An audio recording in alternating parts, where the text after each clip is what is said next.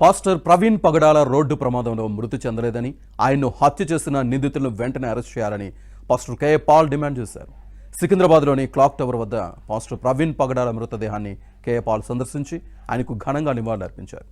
Postmortem report ద్వారా న్యాయం జరగకపోతే తెలంగాణ గాంధీ ఆసుపత్రిలో రీపోస్టుమార్టం చేయిస్తానని అన్నారు కే పాల్.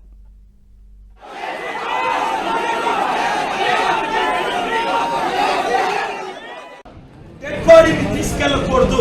5,000 మంది ముందు మాకు పోస్ట్ మార్టం రిపోర్ట్ ఇవ్వండి అని డిమాండ్ చేస్తే, నా కళ్ళ ముందు లాఠీ చార్జీలు చేస్తే నేను వేడెక్కి పోలీసులందరినీ తిట్టి మరలా లాఠీ చేస్తాను దిగిపోయి కిందకి మీడియాని అడ్రస్ చేసిన తర్వాత లాఠీ చార్జీలు మరలా నేను వెళ్ళిపోయిన అనుభవిసరికి మళ్ళా లాఠీ చార్జీలు చేసి మరలా నేను తిరిగి వచ్చి ఒక దైవజనుల్ని మీరు లాఠీ చార్జ్ చేస్తారు, మరలా నేను పోస్ట్ మార్టం చేయిస్తాను.